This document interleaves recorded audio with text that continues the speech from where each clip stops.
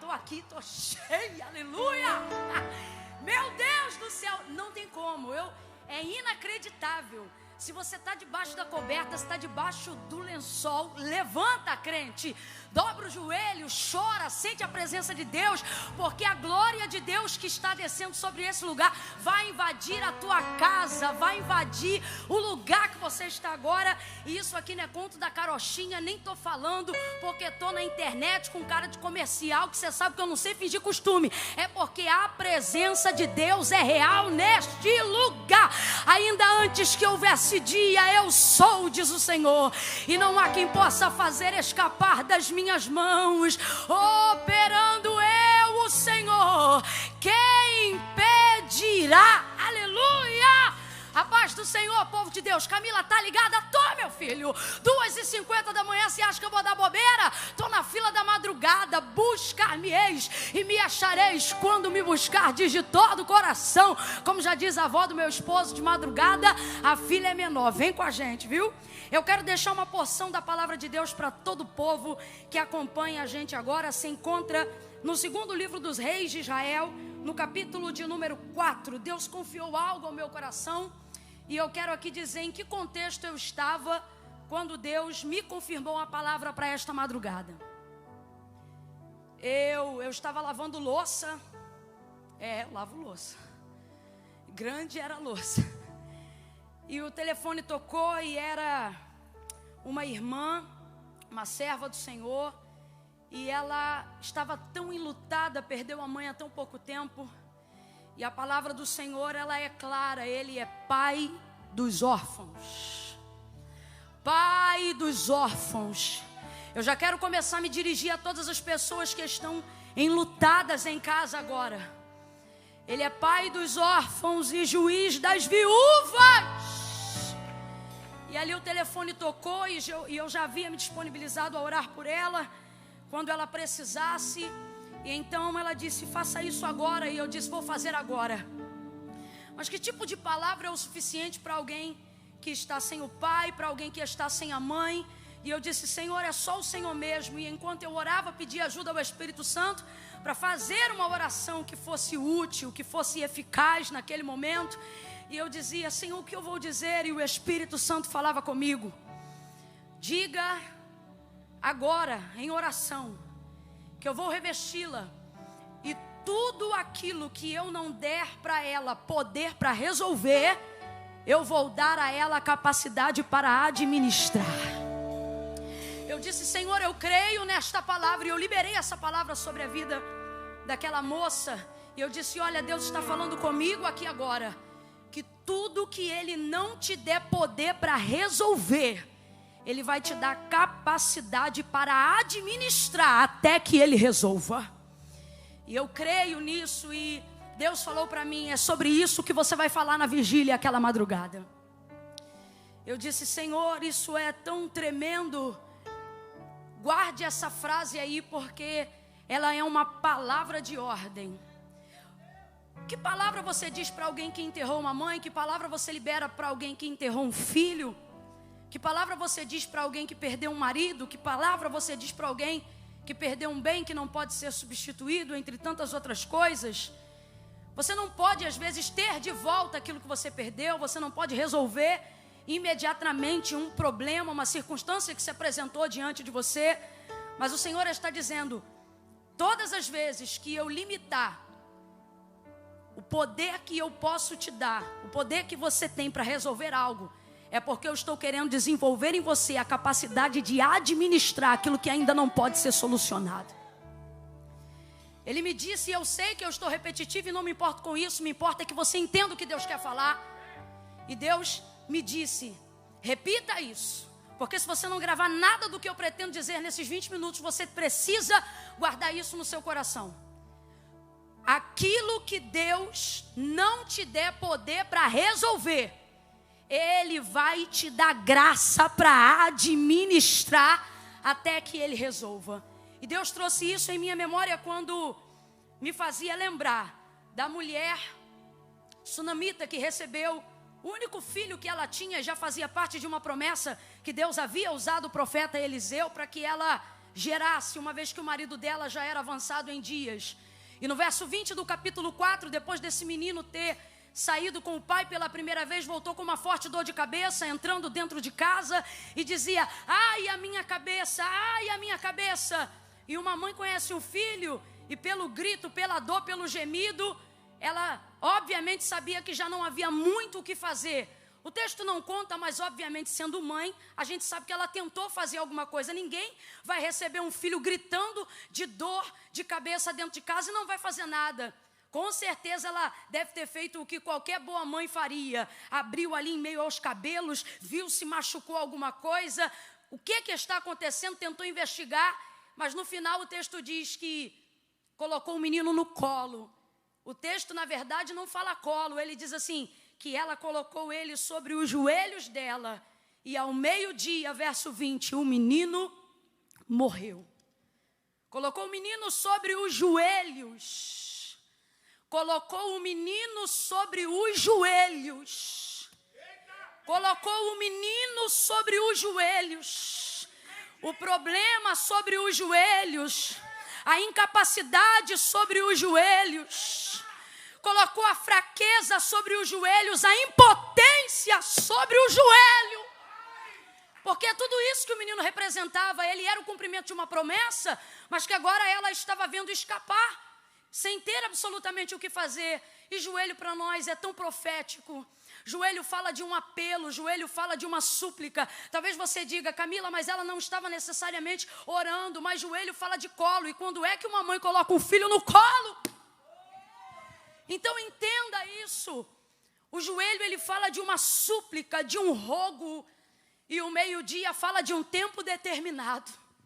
Quando deu meio-dia, morreu. A impressão que a gente tem pelejando, buscando em oração por algumas soluções de problemas que estão na nossa mão, mas ainda não aconteceram, ainda não solucionaram. A impressão que a gente tem é que esse meio-dia chega na oração, é que esse meio-dia chega na busca e não há mais nada do que fazer.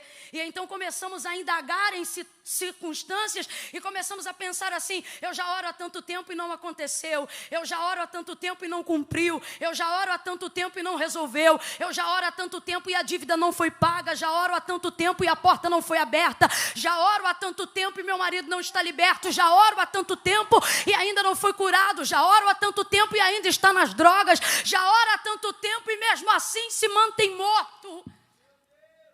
Só que há um tempo para isso. Veja, não há um tempo para parar de orar, mas há um tempo para você entender que esta oração não significa sempre que ela vai resolver o problema, mas que ela vai te dar graça para trabalhar enquanto Deus não resolve esse problema. Deus está dizendo para quem está em casa agora: não pare de orar só porque você ainda não teve solução. Não tire da oração aquilo que ainda não se resolveu só porque a solução esperada ainda não chegou. Eu escrevi uma frase que me veio muito fresca e eu vou ler porque eu não quero perder o que Deus quer ministrar na sua vida. Deus disse assim para mim: olha, se a oração não resolver para você, ela vai trabalhar com você.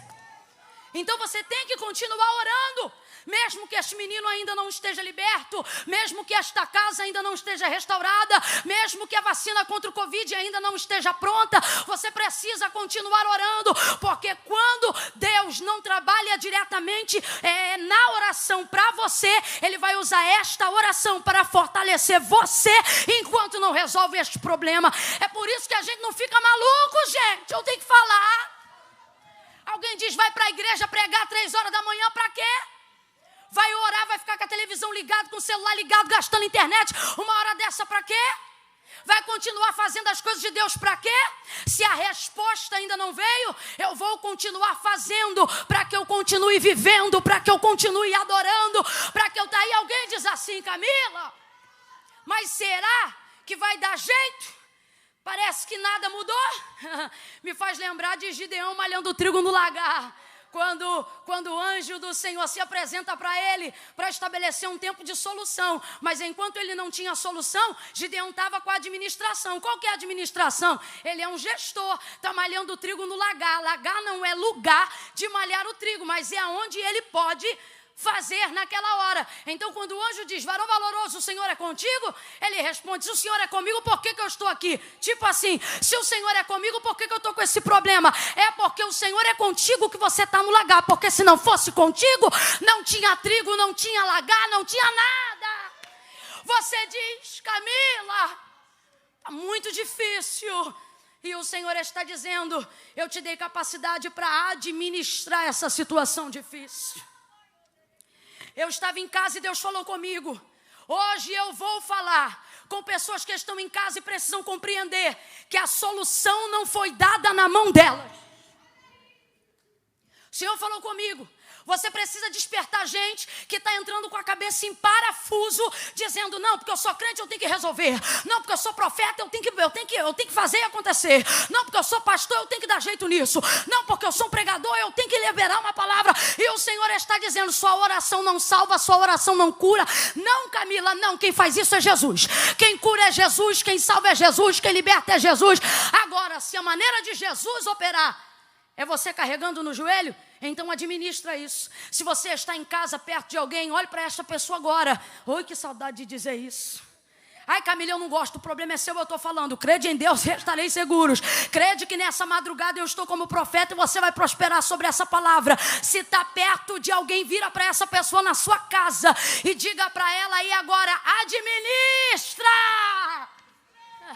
O que é isso, Camila? Deus está dizendo, todas as vezes que eu furto de você, todas as vezes, que eu limito de você a capacidade de solução, é porque eu quero desenvolver em você capacidade de administração. Ei, maré tranquila nunca fez bom marinheiro, meu filho. Deus está te dando experiência. Essa mulher não podia ressuscitar o filho dela. Essa mulher, ela não tinha uma palavra para tirar esse menino do mundo dos mortos. Agora, olha que coisa interessante. Enquanto o menino estava no joelho, irmão, ela é mãe. E mãe, quando está determinada a fazer algo, ela não fica louca. Ela traça um plano. Eu imagino que ela deve ter ficado um tanto quanto descompensada quando viu que o menino gritava e não sabia o que era, não sabia de onde vinha, não tinha causa e também não tinha solução. Mas eu imagino que nesse período de colo, nesse período de joelho, eu vou repetir, nesse período de joelho, que o menino está sobre o colo dela, eu imagino ela pensando o que vai fazer depois que o menino vier a óbito. Porque não é de qualquer maneira. Olha como ela é específica. Pelo amor de Deus, gente, é um nível de frieza até. E é interessante que quando a gente tem vida de oração, quando a gente tem uma direção de Deus, a gente fica tão anestesiado em algumas situações que ninguém diz, você tem tudo sob controle. Não, eles dizem, você é louca. Você não está entendendo o que está acontecendo? Não é, que no tempo de joelho Deus me deu uma estratégia. No tempo de joelho Deus me deu uma direção. Ela desenvolve uma direção. Você vê que está planejado. Olha isso. Meio-dia o menino morre. Ela tira o menino do colo. Coloca nos braços. Vai para o quarto do profeta. Deita o menino na cama do homem de Deus, o profeta Eliseu. E vai buscar a solução. Aí eu te digo. Ela tinha a solução? Não tinha. Mas ela era a gestora. Ela foi correr atrás de quem tinha. E eu disse, Deus, o que é isso? E o Senhor falou para mim, se dirija hoje aos administradores de crise, de gente que só não está sendo bem sucedida no que foi chamado para fazer, porque está querendo solucionar quando eu só mandei administrar. Porque está achando que tem que ter a palavra do sim ou do não. Porque está achando que tem que abrir ou fechar. E o Senhor está dizendo, se eu não estou te dando poder para resolver, é porque eu estou te dando graça para administrar. Administra. A palavra de ordem sobre a vida de alguém é essa, administra. Ela administra toda aquela situação. E eu falei, Senhor, nós temos mais pessoas assim na palavra? E o Senhor falou comigo. Isso acontece muitas vezes. Quando a gente busca a oração como recurso de solução e não entende que ela tem capacidade de administração. 2 Coríntios capítulo 12, o texto vai falar sobre o apóstolo Paulo. Ele tem um problema. Um problema também que ele vai buscar em oração e ele pensa ser irremediável, a não ser que Deus faça algo por ele. E o texto é incrível, 2 Coríntios capítulo 12, versos 7, 8 e 9. E ele começa no verso 7, falando da sua queixa, do seu problema. E qual é o problema do apóstolo Paulo? Ele diz: eu tenho um espinho que me foi posto na carne, para que eu não me vangloriasse por causa da grandeza das revelações que eu recebi. Só que acompanhado a ele, eu tenho um mensageiro de Satanás que vem me esbofetear. Aí olha o que o texto diz, versos 7 e 8. E ele começa o verso 7 dizendo: por 3 vezes eu orei. Por 3 vezes eu orei, e orei especificamente pela solução deste mal, pela retirada deste espinho. O texto é claro, ele não orou por nenhuma outra coisa senão por isto que o afligia. E ele disse: por 3 vezes eu orei, por 3 vezes eu insisti, por 3 vezes eu bati na porta, mas ele me disse: vou resolver? Não, administra, a minha graça te basta, porque o meu poder se aperfeiçoa na sua fraqueza. E então eu entendi que quando eu estou fraco, eu sou forte. Eu sou forte. Deus está dizendo: ei, você não é vitorioso só quando eu te dou vitória. Você é vitorioso quando aprende a administrar uma perda. Aí você cresce. Aí você avança. Aleluia. Aleluia. É quando eu não tenho poder para fechar uma questão que Deus desenvolve em mim uma capacidade de gestão.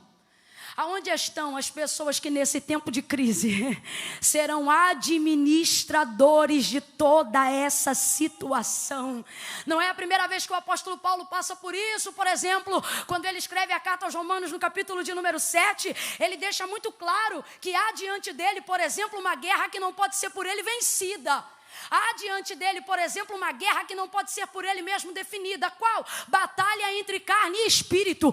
Enquanto nós estivermos vivos, essa batalha vai se manter. Haverá guerra constante entre carne e espírito. E o que ele diz aos Romanos, capítulo de número 7, o querer bem está em mim, mas ocorre que todas as vezes que vou executá-lo, encontro outra lei, operando nos meus membros, isto é, a lei do pecado que opera na minha carne, e milita contra a lei de Deus, de modo que o bem que quero fazer, não faço, mas o mal que eu não quero, esse faço. E ele diz: eu sou miserável, quem vai me livrar do corpo desta morte? Realmente, ou é só o arrebatamento, ou é só a morte que separa corpo de alma, que separa espírito de corpo. Então, se está vivo, não tem como, vai guerrear. Mas ele não termina dizendo: sou um derrotado porque não venci. Não, ele termina dizendo: mas graças dou a Jesus Cristo, graças dou a Jesus Cristo. Camila, eu não entendi. Vai entender. Deus está dizendo: quando houver uma guerra que a vitória não estiver na tua mão,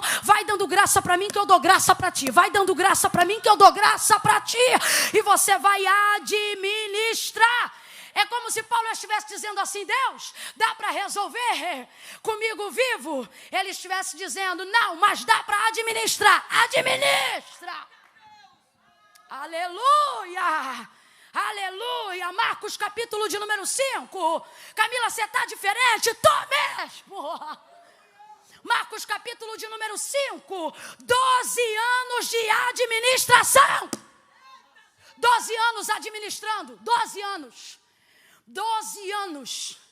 12 anos pelejando, 12 anos buscando uma cura que não existe, 12 anos dentro de um tratamento que não leva ela à melhora. O texto diz que ela só piora, porque eu estou falando da mulher do fluxo de sangue, uma hemorragia contínua, num tempo onde não tem transfusão sanguínea, ela só perde, só perde, só perde, só perde, e não restitui, ela só perde, só perde, só perde, e não tem nada de volta. Mas o texto diz que ela vende, que ela troca, que ela negocia tudo para investir no tratamento. Que é isso? Administração. Ela não tem a cura, mas não para de administrar. Para mim isso aqui é o maior intensivão de 12 anos de administração. Isso aqui é PhD em administração.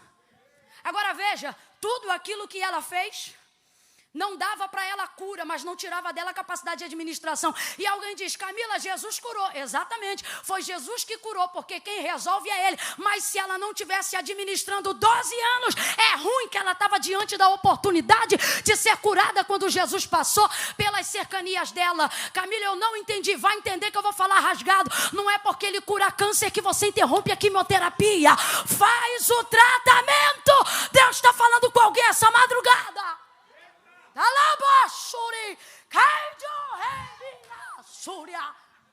A sua administração vai te preparar para a hora da solução de Deus. Poxa, Mag, pedi para você ficar aqui com o menino da bateria, com o do baixo, com o do todo mundo. Administra. Ela não resolvia, mas administrava.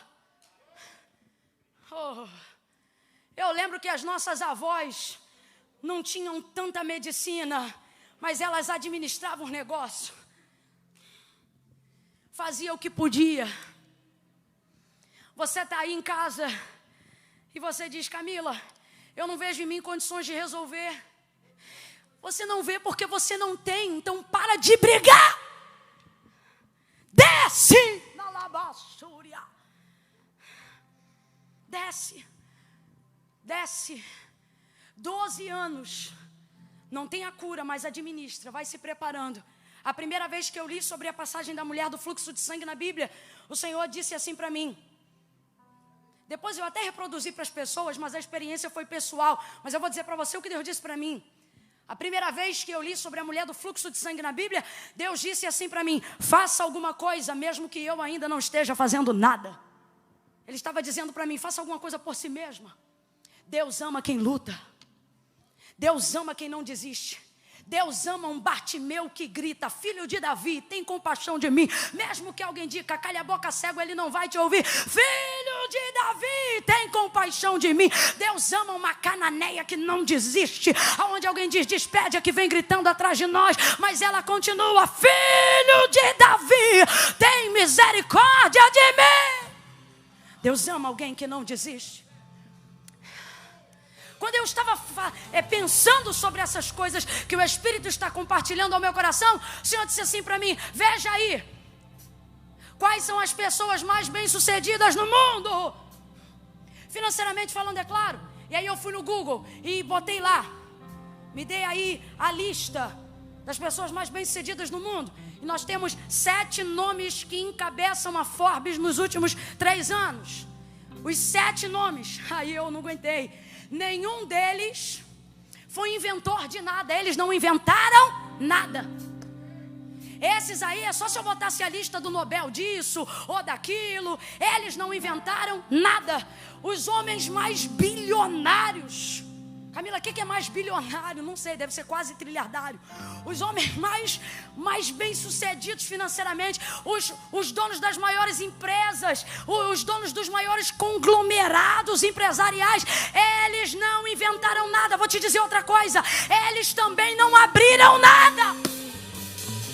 Onde você vai olhar lá, pastor Miquel, sabe o que eles fizeram?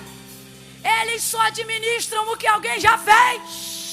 Só que eles fazem isso tão bem, que a coisa não para de crescer, não para de evoluir.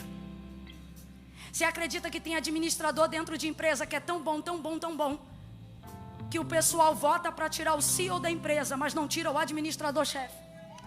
Fala, rapaz, como é que é isso? O dono da empresa sai e o camarada que administra fica. Por quê? Porque é um gestor, é um administrador. Deus está dizendo para alguém, você tem se rasgado porque você quer uma solução. E é por isso que você está doente. Eu estou te dando capacidade para administrar. E isso já é um privilégio. Se você estiver perto de alguém, diga para esta pessoa, administrar é um privilégio. Administrar é um privilégio. Administrar é um privilégio. Lucas capítulo 22. Jesus! Na oração do Getsemane, Jesus resolve tudo. Jesus é Jesus. Mas na oração do Getsemane, por causa do nível de angústia que estava nele, em razão do Calvário e de tudo que passaria. Verso 42 do capítulo 22 de Lucas, ele faz uma oração: Pai, olha o apelo, Pai, se possível for, passa de mim esse cálice. Tem um pedido aqui, verso 42, um pedido, qual? Vou ser honesta, Jesus está dizendo: será que não haveria uma outra solução? Todavia, é claro, seja feita a tua vontade, porém, né? Será que dá para passar? Verso 43, resposta imediata do dono de tudo, do Pai. Um anjo ao lado de Jesus. É tão interessante, se você olhar o texto, depois medita aí. Jesus olha o anjo e o texto diz que colocando a mão sobre o seu ombro o consolava. E recebendo aquele consolo, o texto diz que vendo o anjo se pôs ainda mais em agonia. Sabe o que está acontecendo? Jesus está entendendo o recado. Ele está dizendo: Pai, dá para passar. Quando ele vê o anjo consolando, é o Pai dizendo: não, administra. Administra, porque vai ser esse cálice, vai ser desse jeito. Administra, administra, administra. Eu estou imbuída de uma autoridade que vem do alto. Administra. Aonde quer que você esteja agora, Deus está dizendo: quem liberta do crack sou eu, mas quem administra é você. Oh, quem liberta do álcool sou eu, mas quem administra o casamento com o alcoólatra é você.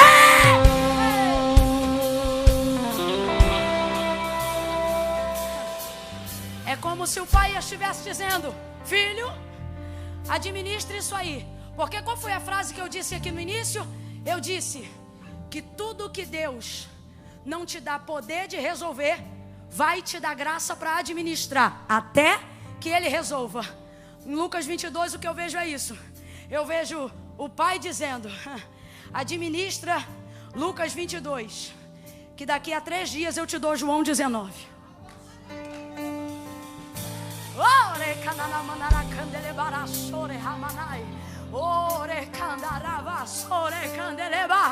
O Senhor está dizendo: enquanto você administra, eu deixo pronta a solução.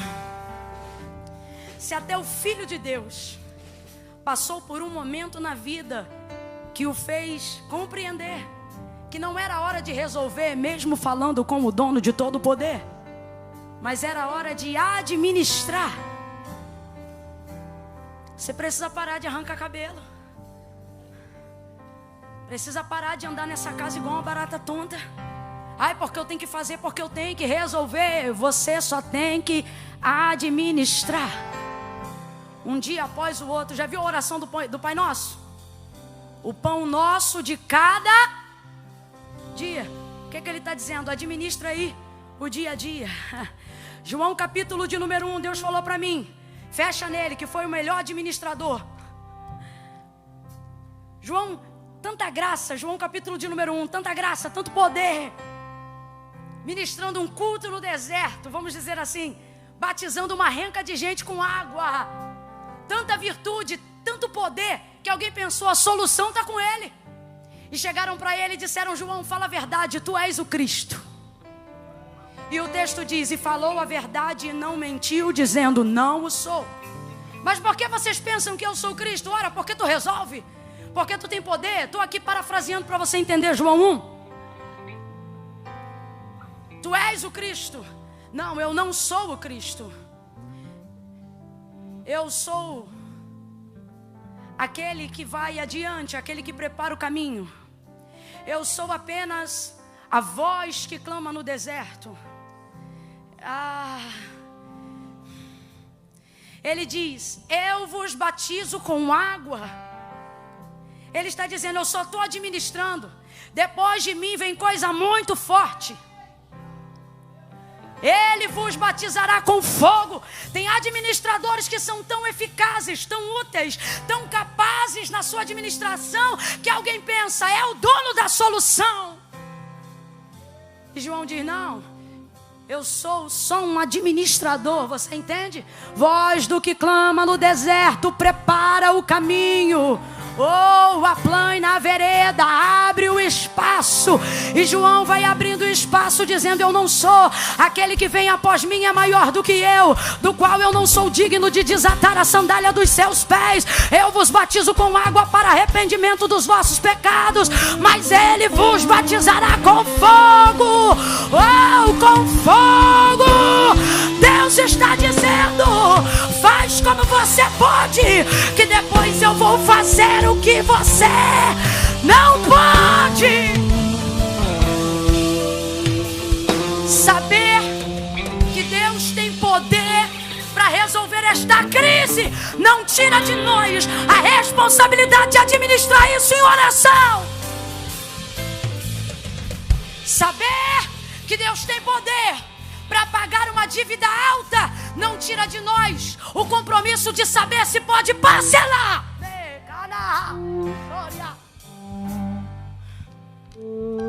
A gente tem que administrar. João fez isso de maneira tão bela. Eu estou parafraseando para você entender. É como se dissessem: João, você é o Cristo? Não, sou só um administrador. Vamos fechar aqui? O que é sunamita? O apóstolo Paulo, a mulher do fluxo de sangue e João Batista têm em comum: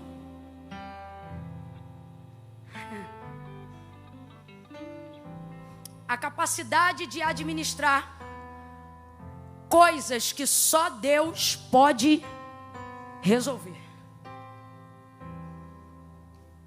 É o que eles têm em comum. E aí eu te pergunto: será que nós não temos muito em comum com eles? Pastor Silas Lima Malafaia, meu pastor, Deus confiou uma palavra ao meu coração. Se o senhor estiver em casa assistindo, ou se for ver depois, ou se algum dos muitos milhares e muitos que lhe cercam ouvirem, eu tenho uma palavra de Deus para o seu coração, meu pastor. Eu estava na minha cozinha meditando e o Senhor disse assim para mim: diga para ele que no Egito José não é tão solucionador quanto todo mundo pensa.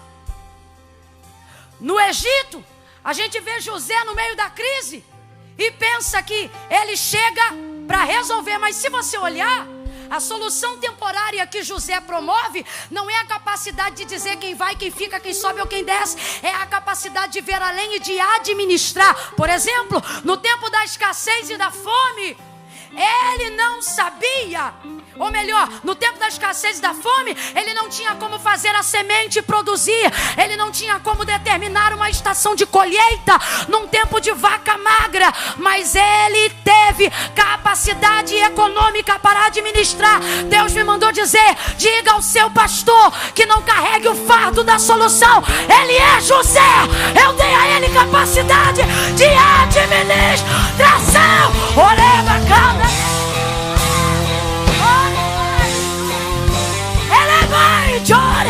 Administra, oh, administra, ei, administra,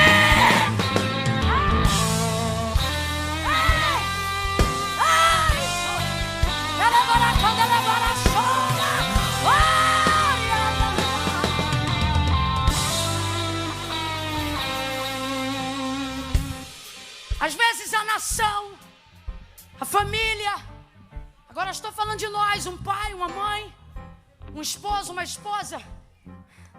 Chega em casa diante de uma crise assim, você tem que resolver. A gente é assim, né?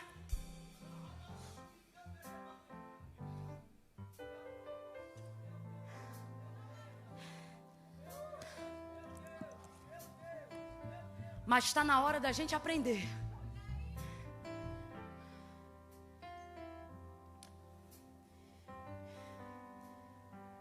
que se não está conosco a solução definitiva, isso não rouba de nós a capacidade administrativa de gerir. Na rua que eu cresci, a minha adolescência, eu tinha uma vizinha, 2 casas no sentido oposto da rua. Ela era tão velhinha, congregava com a gente no círculo de oração. Gente boa. Aquelas corcunda que anda tanto na presença de Deus, que não é corcunda de coluna, é de tanto que ora, de tanto que vive encurvada em reverência, que cria costume. Morava com ela 7 pessoas na mesma casa e mais 4 crianças. Ela cuidava de tudo. Ela só tinha o salário de uma aposentadoria do falecido marido. E ela cuidava de tudo. E os filhos já eram mais velhos, mas a casa parecia translocada. O portão era caído, quem olhava de fora, rapaz, era uma loucura. Sábado de manhã ela estava na igreja, domingo de manhã ela estava na igreja, domingo à noite ela estava na igreja. Quarta-feira à tarde ela estava no culto de libertação. Quinta-feira à noite ela estava no culto. Sábado de manhã ela voltava para a consagração. Terças e segundas ela fazia visitas nos lares. E você passava em casa, estava com um pano de prato no ombro, deixando feijão congelado para isso, para aquilo. A gente olhava aquilo e dizia, meu Deus, é muita coisa para essa pessoa. No dia que ela faleceu, todo mundo, uns desgringolaram, outros arrumaram o prumo da casa, consertaram o portão, foram botando as coisas em ordem. Todo mundo tinha salário, mas ninguém investia. Todo mundo tinha as coisas, mas ninguém fazia. As coisas aconteciam por causa da maneira dela administrar. O Senhor fez uma grande obra em favor da intercessão daquela mulher e da vida que ela tinha. E Deus está dizendo para pessoas que estão me ouvindo agora: você não precisa fazer tudo. Você só precisa manter contato com quem faz. O que nós temos em comum a esses personagens da Bíblia que meditamos hoje é entender isso. Eu não preciso necessariamente fazer para alcançar a solução enquanto eu administro. Eu só preciso administrar enquanto quem eu conheço não faz aquilo que eu espero. Vou falar bem rasgadão e todo mundo vai entender. Aleluia. O Senhor está dizendo para mim e para você, quando alguém perguntar para você, e aí, você tem a solução desse teu filho que é dependente químico? Não, mas continua orando. E aí, você sabe o que fazer com esse marido que é alcoólatra? Não, mas continuo pedindo. E aí, você pode trazer de volta o fulano que morreu, que você sepultou? Não, mas continuo intercedendo pelos que ficaram. Camila, eu não entendi, vai entender agora. Deus está dizendo, nem sempre você precisa fazer. Você só precisa colocar na sua mente e no seu coração a fé que tinham essas pessoas. Qual? Eu não faço, mas conheço quem faz. Eu não posso, mas conheço quem pode. Eu não tenho, mas conheço quem tem. Eu não entro, mas sei quem entra. Eu não curo, mas sei quem cura. Eu não liberto, mas sei quem liberta. Eu não restauro, mas sei quem restaura. Eu não vou, mas eu sei quem vai. Eu não brigo, mas eu sei quem briga. Eu não pelejo, mas eu sei quem peleja. Eu não dou ordem, mas eu sei quem manda. Jesus Cristo. Confia nele, espera nele, ore por ele.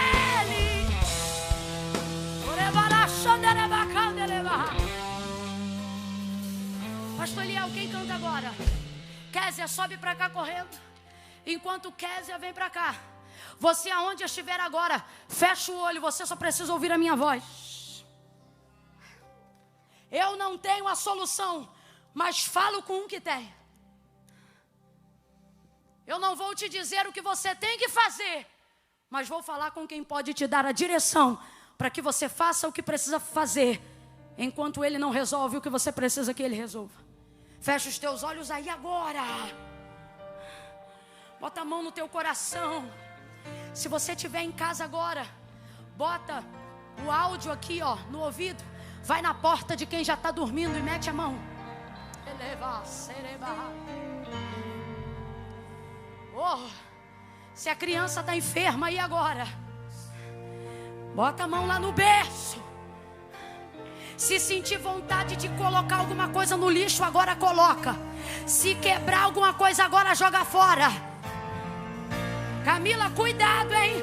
Cuidado você, quem está na madrugada e quer mistério, fica ligado. Se Deus falar queima isso, queima. Se Deus falar joga isso no lixo, joga. Se for Deus, fique agora atento à direção de Deus. Eu vou orar agora, Deus me deu uma oração. Levante a sua mão, bote a mão no coração, deixe Deus te direcionar. Senhor, nosso Deus e nosso Pai, nós não viemos aqui nesta madrugada para fazer lobby midiático. Não importa, Senhor, quantos nos ouvem, mas importa quantos te ouvem nesta madrugada.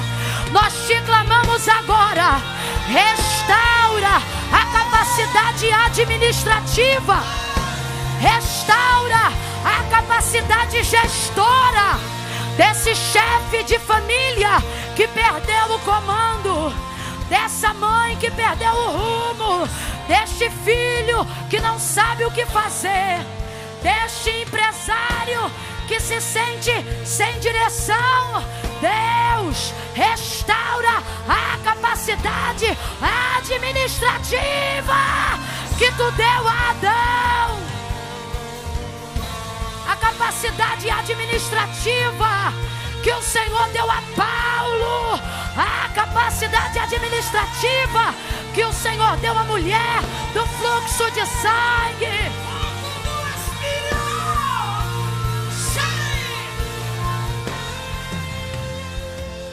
Senhor, em nome de Jesus, nós choramos agora, Senhor, aonde houver agora um paciente renal que está pensando em desistir, dá ele capacidade administrativa enquanto filtra o sangue dele. Deus, aonde houver alguém agora com um tumor que precisa passar pelo processo de quimioterapia, dá a este homem, a esta mulher, capacidade administrativa na crise. Deus, nós te clamamos por pastores que nunca passaram por um momento como esse. Dá a eles a capacidade administrativa, Senhor. Nós não podemos, mas tu podes. Nós não fazemos, mas tu fazes. Nós não somos, mas tu és.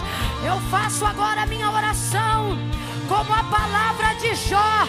Bem sei eu que tudo podes, tudo pode, e nenhum dos teus pensamentos podem ser frustrados.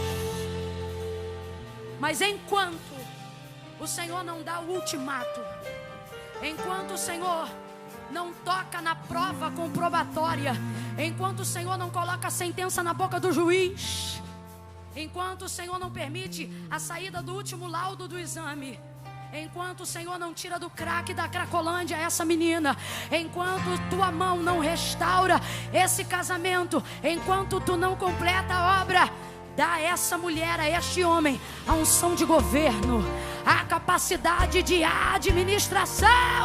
Sobeja na graça, sobeja na graça, sobeja na graça, sobeja na graça.